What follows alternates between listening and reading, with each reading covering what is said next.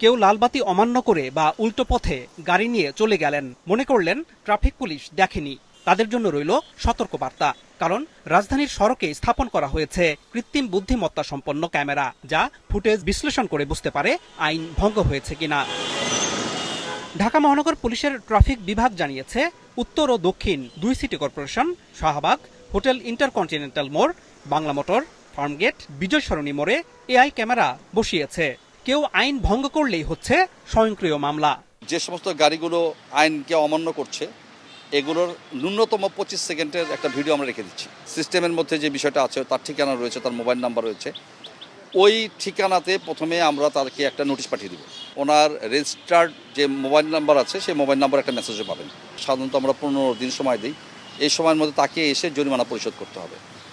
সে যদি জরিমানা পরিশোধ না করে, আমরা বিজ্ঞ স্পেশাল ম্যাজিস্ট্রেটদের নিকট আমরা কাগজটা পাঠিয়ে দিই। আদালত থেকে একটা ওয়ারেন্ট ইস্যু হয়, সেখানেও যদি আমরা তাকে খুঁজে না পাই, তখন আমরা একটা এনইআর দিই যে নন এক্সিকিউশন রিপোর্ট তাকে পাওয়া যাচ্ছে না।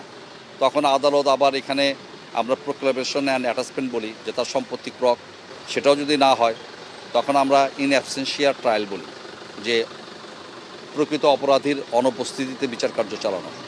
ট্রাফিক বিভাগ জানায়, বছর খানেকের মধ্যে রাজধানীর সব প্রধান সড়কের মোড়গুলোতে এআই ক্যামেরা স্থাপনের পরিকল্পনা আছে।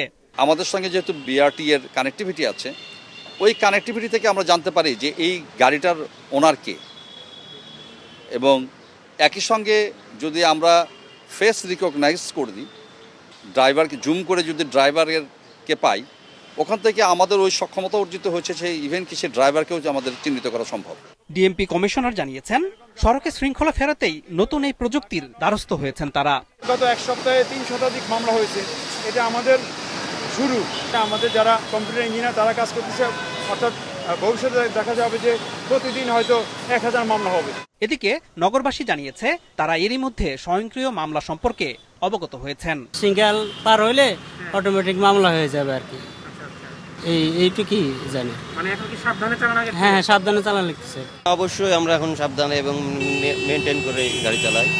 এর কারণে এর কারণে রাজধানীর ট্রাফিক বিভাগ জানিয়েছে, 1 মে থেকে এসব ক্যামেরার কার্যক্রম শুরু হলেও মামলা করা শুরু হয়েছে গত 7 তারিখ থেকে।